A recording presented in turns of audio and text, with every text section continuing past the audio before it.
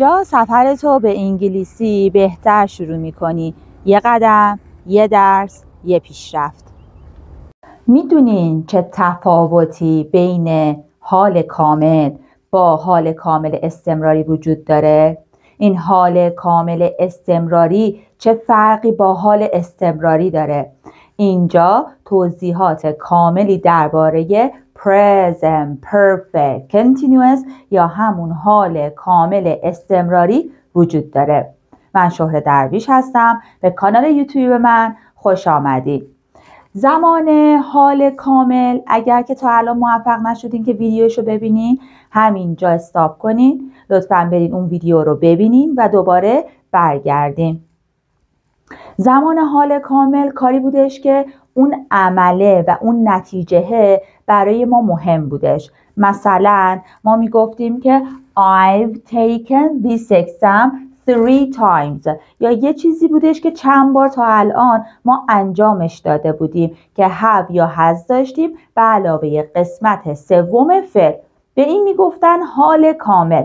اما حال کامل استمراری که ساختارش have یا has به علاوه been به علاوه فعل به علاوه ing هستش و ما به ساختار اصلا نباید دست بزنیم و این ثابت هستش، فقط اینجا ما فعل رو هی عوض میکنیم. این حال کامل استمراری و میتونه با for و since بیادش. طول مدت زمان برای ما مهم هستش. مثلا وقتی بگیم که اون برای 20 سال هستش که داره توی این محله زندگی میکنه، اینجا اون طول مدته که 20 سال هستش از گذشته تا الان و این مدتی که داره ادامه پیدا میکنه برای ما مهم هستش. یا اینکه من 20 ساله دارم توی این شرکت کار میکنم، اون طول مدته برای ما مهم هستش، نه اون عملی که اتفاق افتاده. نگاه کنید، دوباره همین مثال رو میگم چون که درش تکرار کردم یک چیز رو تا متوجه کامل بشین که این طول مدت چجوری مهم هستش. اولی بهتون گفتم که present perfect I've taken this exam 3 times.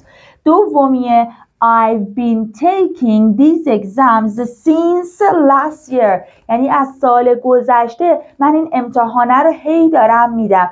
این که این امتحانه رو هی دارم میدم از سال گذشته، این مهم هستش. طول مدت که همونجوری که بهتون گفتم این طول مدت رو برای present perfect continuous با for یا since میارن. نگاه کنیم به مثال ها.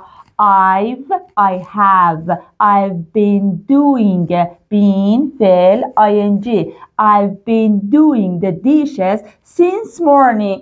از صبح تا حالا دارم ظرف میشورم. این که از صبح تا حالا دارم انجام میدم، از صبح دارم ظرف میشورم، این مهم هستش.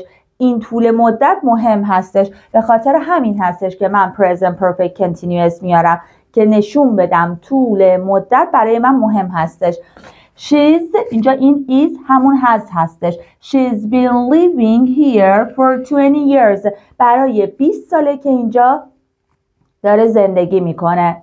خب فرقش با حال استمراری چیه؟ حال استمراری اون کاری هستش که شما الان دارین انجام میدین. مثلا شما الان دارین این ویدیو رو میبینین و دارین یادداشت برداری میکنین. به این کار میگن حال استمراری که ام و ایز و آر بود، فعل بود و آینجی میومدش.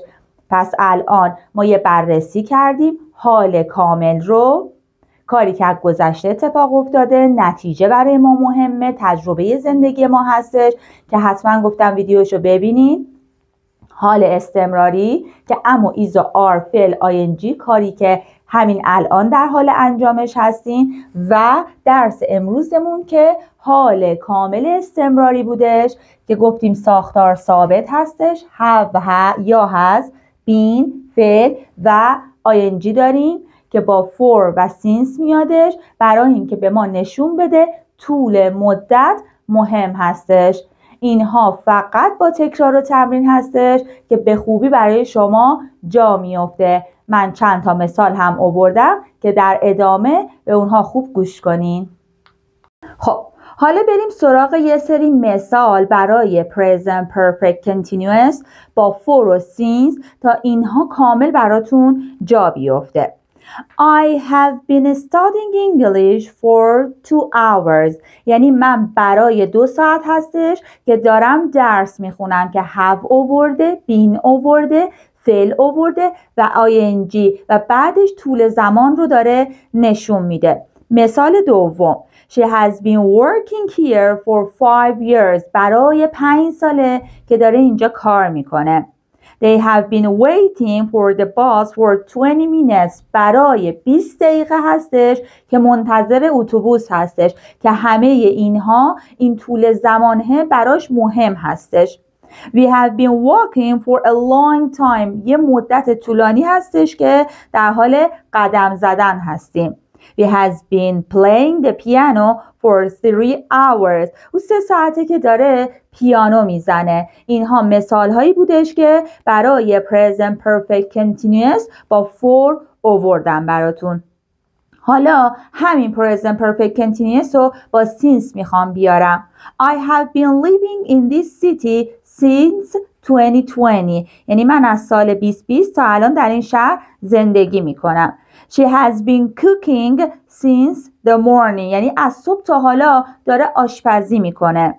They have been studying since noon. اونا از ظهر تا حالا دارن درس میخونن. نگاه کنید تو همه اینها طول زمان رو میخواد نشون بده و طول زمان براش مهم هستش. He has been watching TV since he got home. یعنی از موقعی که اومده خونه رسیده خونه داره تلویزیون تماشا میکنه.